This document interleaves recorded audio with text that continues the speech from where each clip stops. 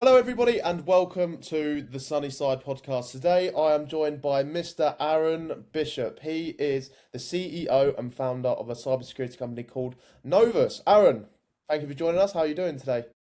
Yeah, I'm really good, thank you. Not too bad. Oh, despite the typical January UK weather. Oh, yeah. Well, it's only up from here, isn't it? But yeah, thank you for coming on today. I really appreciate it. So, Aaron, could you give us all a little bit of a summary about a little bit about yourself, your journey, and what you kind of are doing at Novus and your vision, if that makes sense? Yeah. My journey's a bit of a bit different than most people's.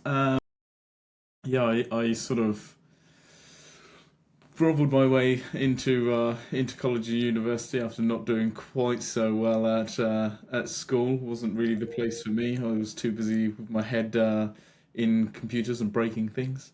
Yeah. But after made it through university, I went and worked in Roke Manor Research, who are a national security and defence research business.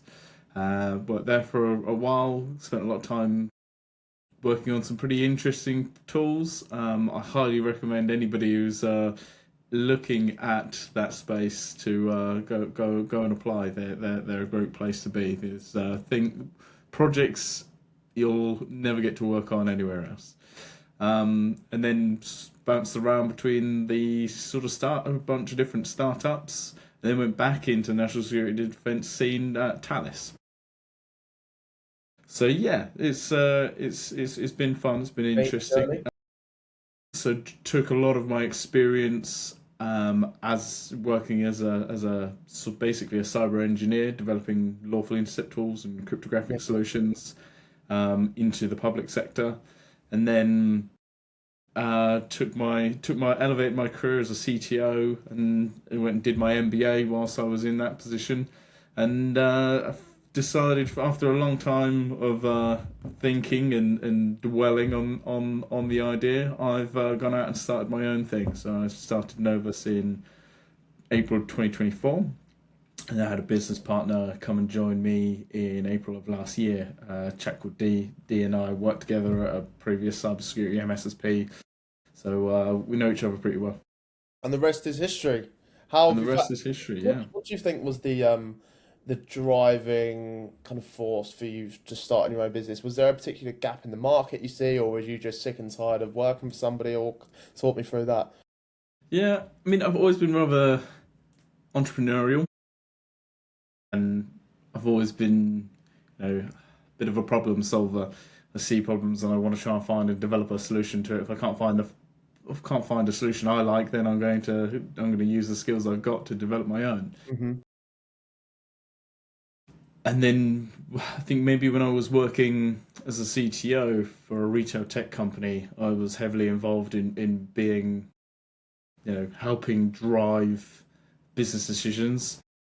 And yeah, I kind of got the hunger for it at that That's point, great. really. Yeah.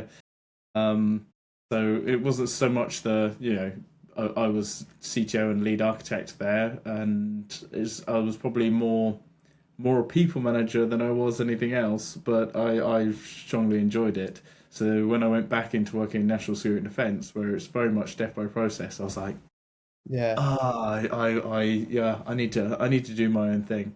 And by that time, my wife had been running her own company for a couple of years now, and I'd Really? supported her through that journey. So she sort of Really to return the pushed me favour. into returning the favour. Yeah. Yeah. Nice work. So what do you guys actually do then? Obviously, I know what you do, but if you was to summarize what you guys are actually doing at Novus, your value proposition and kind of what you do, who you work with. Yeah. So we are we're a cyber solutions provider and MSSP.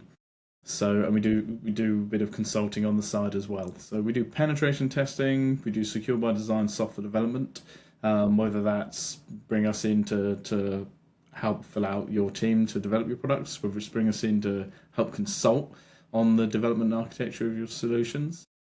And then yeah, we've got the MSSP side of things. So we work with vendors both UK and in the US to try and get products in the SMB space. There's quite a over the years working in MSSPs, we've seen you know it can be quite lucrative, and I mean that in the nicest in the nicest sense. But a lot of the time, SMBs are priced out of the market, and we're seeing this sort of disparity. Oh, just it continues to grow. So we're seeing enterprise grade products not just completely being out of the reach of the SMB market. Um, and it's not like those SMBs aren't vulnerable. It's not like they're not a target. They're just as much of a target than the enterprise companies are because, or if not more, because they've got less of a barrier to entry for the attackers, right? 100%. So there's always that to think about. But we try to ensure that we're bringing the right products to the market. We lead with an assessment, so we have our own ESPA. security posture assessment that Yeah. we've developed, and we sort of lead with that to give you guys an idea of what your current security posture looks like, what tasks, what the 10 top things you need Yeah. to hit the ground running with and fix today, and then if there is something missing in your portfolio of tools, or if you've got a tool that isn't quite doing the right thing, then we'll try and find you the most cost effective and secure solution to fill that gap. We'd rather come in and assess and evaluate what you've already got than do a rip and replace. Over the years, I've seen so many MSSPs just come in, look at a customer's estate, and go, "Ah, you don't want that. We've got this. We're a partner with whoever. Rip Yeah. that out. Put this in." And actually, what the customer already had was probably all right. Just maybe the configurations were poor. Or they were out of date and so on. So we try to be a little bit kinder to the SMB space. That's good of you. So, from these assessments and from the ESPA, what would you say is the main issue that you're seeing, and how do you actually solve that problem? Or does it vary from businesses and sectors? Yeah, I mean, probably. So some of the customers we work with, yeah, our largest customer is one of the biggest construction companies in Europe. They work a lot in national security, sorry, national infrastructure, and build schools and skyscrapers and all sorts of and roads and all sorts. But they've got around about 10,000 devices and 400 servers, and we run a quarterly audit with them, and it typically takes a little while to do the collection because people go on holiday, in and out of the office, but we can turn around the data collection into a report in about a week. And what we tend to see is even if you've got the most expensive toys, you've got Sentinel-1, you've got endless budgets for your security. The one thing we see lacking the most is visibility. Even if they've got a SIEM, they're using a Q radar or whatever, or Splunk, you're still seeing things like they've not got complete coverage of their AV across their estate. I don't think I've ever done an assessment and seen 100% coverage of endpoint protection across somebody's estate, which is quite shocking. But that's what we're here for. We're here to do these assessments and help you find these visibility gaps that you wouldn't otherwise see. It's quite novel, but it is effective.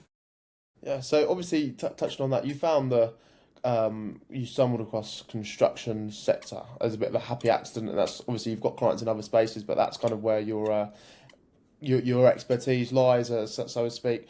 How have you found that, and have they got different problems to other sectors, or do you think all kind of businesses have got similar problems throughout?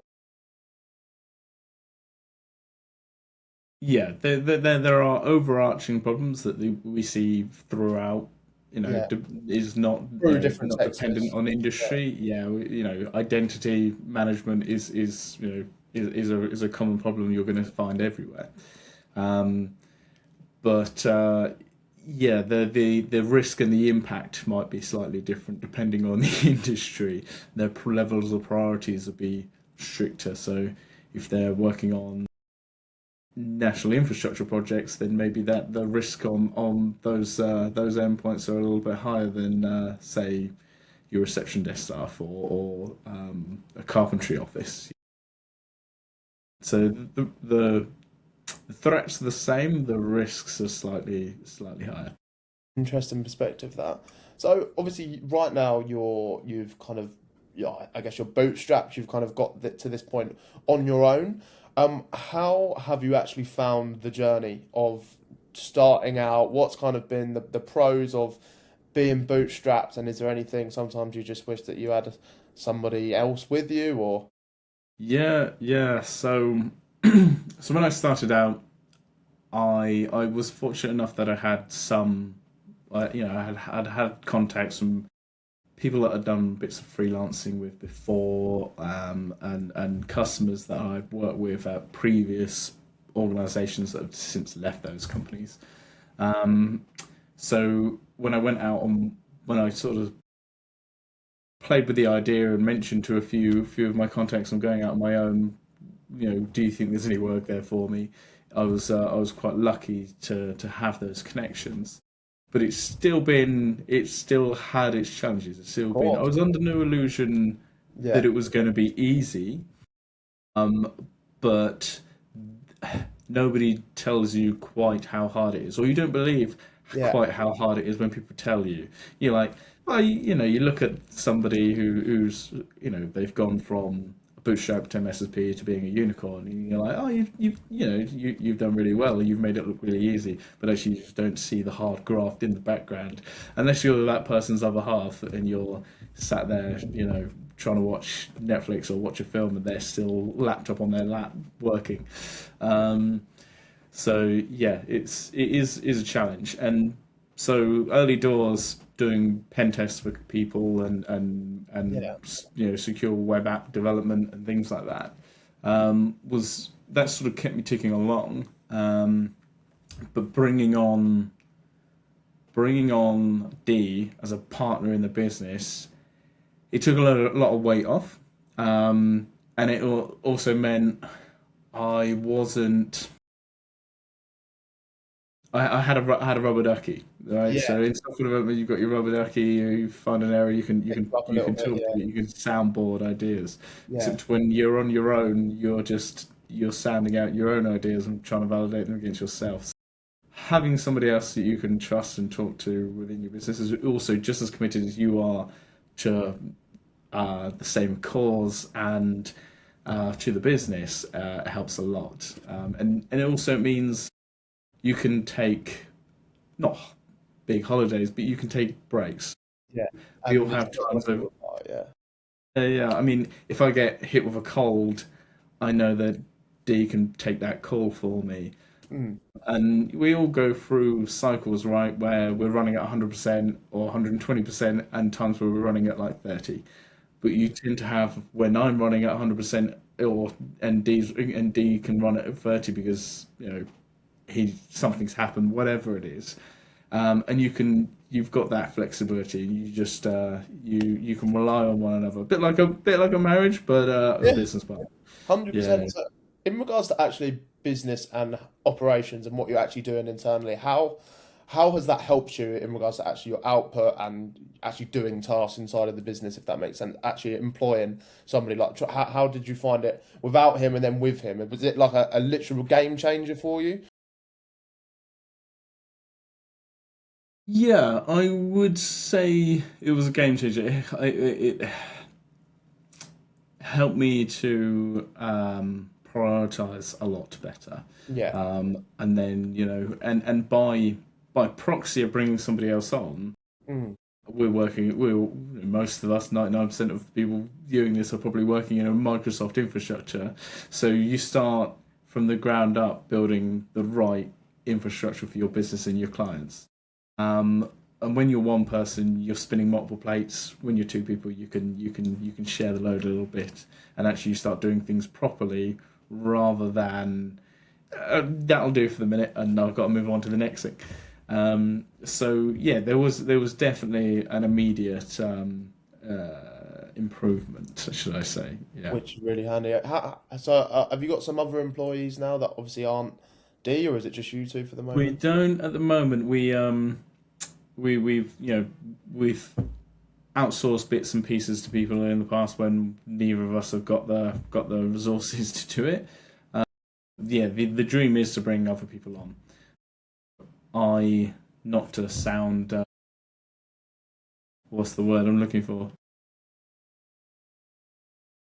Not to sound like a terrible manager, but rather a leader. I quite miss managing people. I love the mentorship. I love the being able to work with somebody, teaching them how to code and what problem solving together. And I miss that. I miss that working together and working in your home office, on the same four walls every day. You miss it even more. And when both Dee and I left our previous roles and went and well, when I started Novus and when Dee came across and joined, we both had people that we'd worked with in the past going, "Oh, you're doing your own thing now. When are you going to be hiring? Because I'd love to work for you again." And which is brilliant. That means I've done a good job somewhere along the lines, that people want to come and work with me again. But yeah, I need to get the business into the right position before I can do that. But There's when the no point work's there, too soon. What do you think them hires will be, just out of curiosity? Will it just be like technicians, or will it be like a more strategic role? Or yes. I think one of the first would be somebody in sales or a BDM kind of role because both Deepak and I, we're not salespeople by trade. We're both engineers. We're both technical people. right, Years ago, I helped build a SIEM solution for an MSSP that wanted their own product, and after I'd built the product and built the team up to continuously manage and develop the features, and I was offered by the founder of the company to go, right, well, cool. Become a pre-sales engineer now? Do you want to go out in the field and actually sell this thing? Because you're the best person to talk about it because you've developed it. And at the time, I was like, I don't want to be a bloody salesman. And I went off and I went and worked in this retail tech organization and to do something completely different. Actually, now in hindsight, I'm going, oh my god, I could really do with that sales experience because I'm now having to learn, how to do cold outreach and set up my cadences and all of those lovely things. Which, when you're trying to learn how to do those things, keep up with current threats and trends yeah, and keep up with AI, um, and do your day job, it's and a then lot. learn how to have to do sales as well. Yeah, it's been a bit daunting. So we've tried to rely on to date. We've tried to rely on partnerships with uh, vendors abroad, with MSPs, IT MSPs that don't have a security outfit, so we Right. can provide our support to their customers. And so yeah, and so that's how we've kind of been working at the moment is building partnerships with other companies and other larger cybersecurity companies that get the visibility, so they get organisations come to them, but they're not necessarily the right size customer for them. So, but by building a trusted relationship with that company, they can go, "Oh, that's fine. Well, you know what? We've got a trusted relationship with this company that can serve you instead." So that's what we've been relying on. But actually, we do need somebody that's Above, yeah. it is a full time job. Banging the drum and chasing up emails and doing cadence calls. It's a full time job, and it's not something I should be doing alongside everything else. The thing is, at the start, you've just got to do it. You've just got to get your hands dirty and just do everything, haven't you? And you kind of pick it up along the way, which is good. But at the time, it's just like, oh my God. In 5 years, you'll look back and be like, ah, miss them days when you're up in your high horse. So it's what you got to think of. What do you think? Obviously, you've worked at multiple MSS or an MSSP beforehand.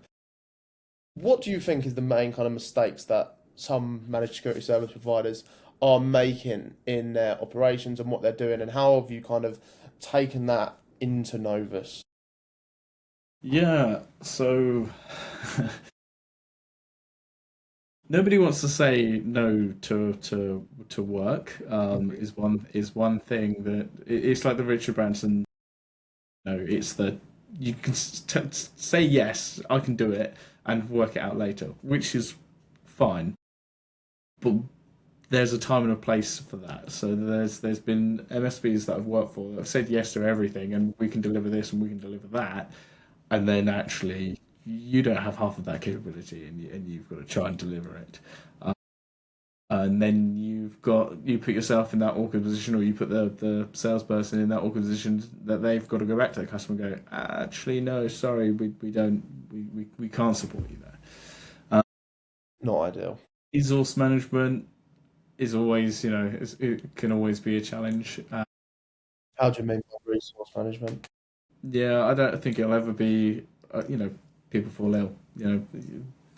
Sometimes people are unreliable, unpredictable. It's just one of those.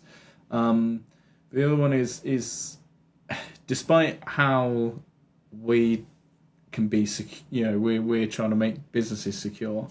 Sometimes cybersecurity companies, particularly around the privacy, we again, we're still all human. We make mistakes. We send things to customers that we shouldn't, or to the wrong customer, with our like internal pricing on silly things like that, and that's all sort of down to internal security awareness training, right? And actually doing what you say. Right, I'm telling you should be doing these things, so I should live by it, right? 100%. No, that's interesting to hear that. Obviously, you've got a bit of a background in software development, haven't you? How are you planning to utilize that and maybe make your own software in the future, or? Yeah, yeah, definitely. We've got a few projects in the pipeline actually. My background as a software developer started when I had my first full-time job as a software developer when I was 15. As I said, didn't get on with school. Yeah, it's definitely something that comes in handy because when you need custom connectors for things that haven't been developed yet, you can sort of hack things together. But we do have our own products as well. So our ESPA is internally built by us. So the whole agent that does the collection of the pieces of evidence that we're interested in auditing, the processing of that data, that's all written by us. And we've got a couple of different apps we're developing around sort of DLP for LLMs, a trusted secret service for high net worth individuals, and we're trying to see whether there's any interest in that in the banking industry, for verification, because phishing and vishing is rife, and training is one thing, but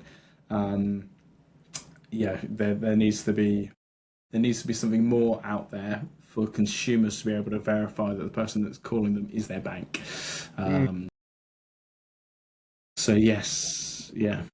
That is interesting. Funnily enough, on my phone, they've now done like an update where it's like ask the people like who is this before like putting you through. Do you reckon that's all? Why is that? That's Have an you seen? interesting one. Yeah, I mean Yeah, have that's yeah, you because I seen in the know. last couple of days that's happened.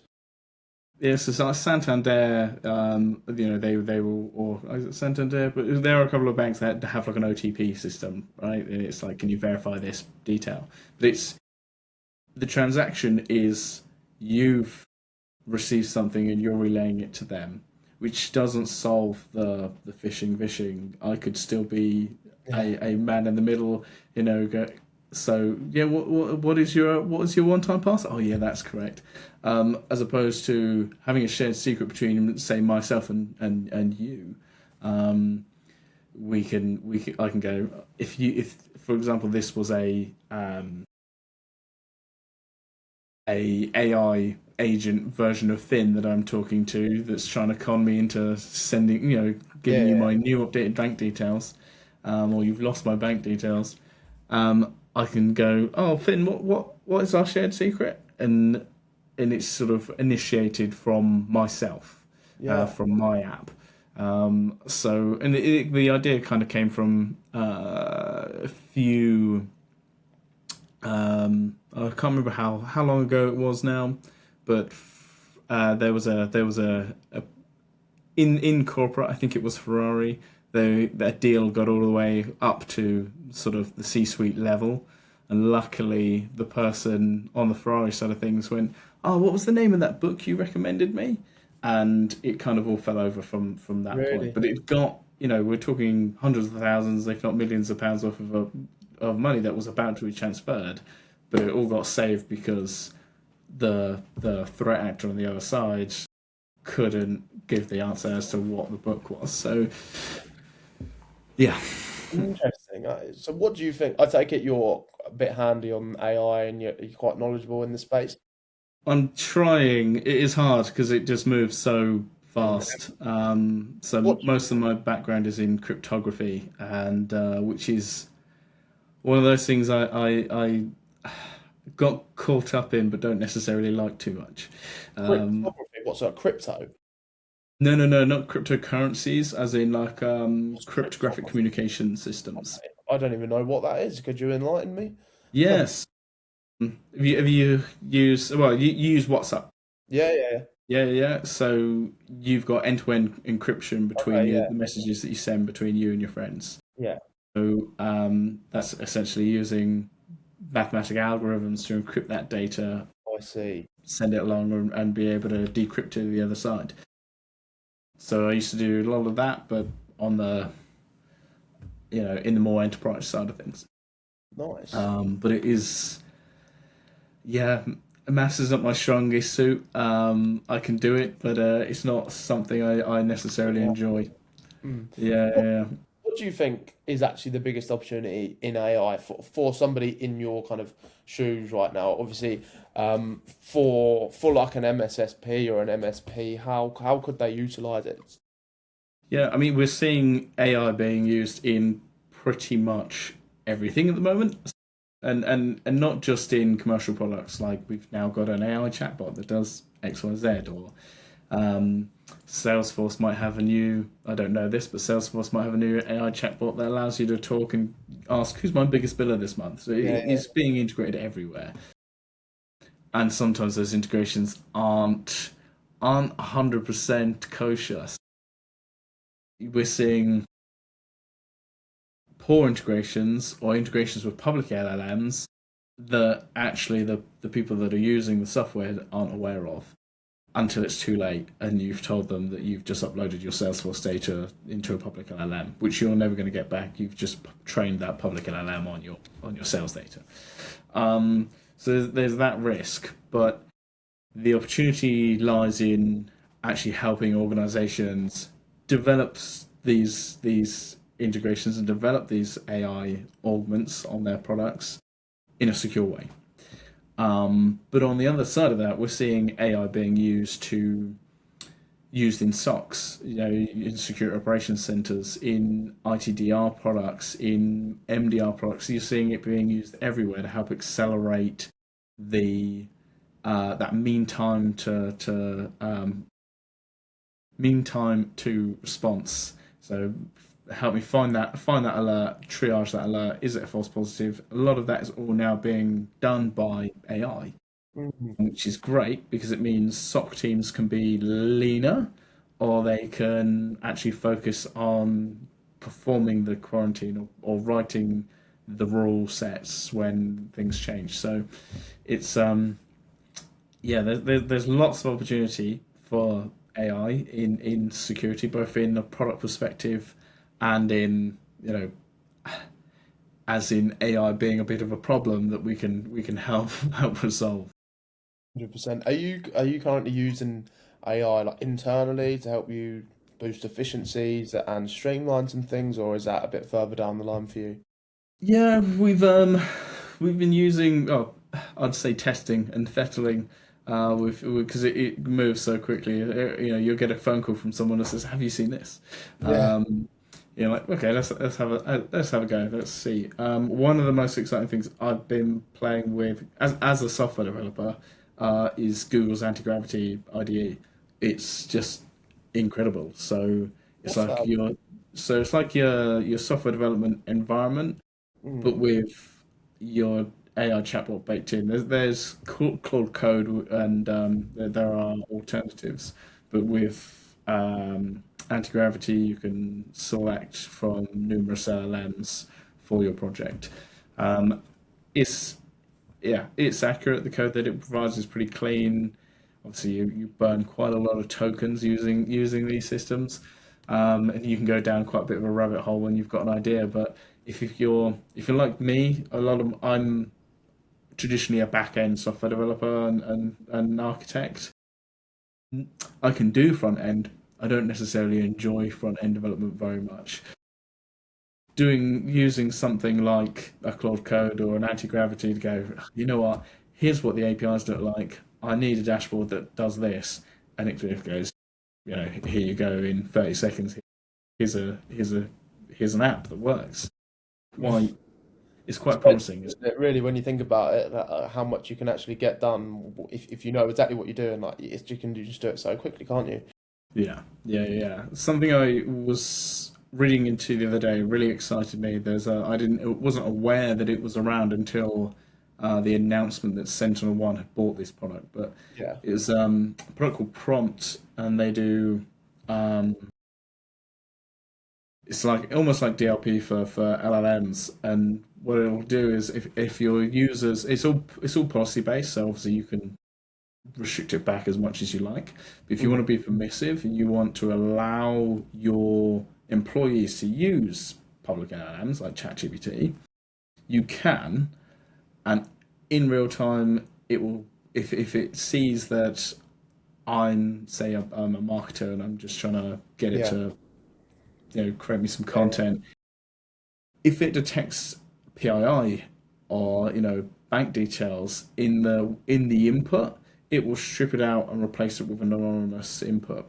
So the data that I get back as a user is still valid. I'm still getting, but it's stripped out the PII and it's stripped out the bank details with an anonymous. So rather than my address, it's just got Nice. Sesame Yeah, yeah, Street. You know, yeah. Handy. so you still get the value from it rather than getting a definitive no. Yeah. So which is great. But I think we were in talks recently with an AI sort of training company, and they're doing some great work. But their biggest sort of blocker is the IT and security department saying no. Um, so there's some work to be done there to help ensure that the data security and the posture of their data security and categorization is correct before making that transition. We all want to enable our finance teams, our HR teams, and legal teams, and whatever else to with AI, so they can build their own agents to save them time, so they can focus on what matters.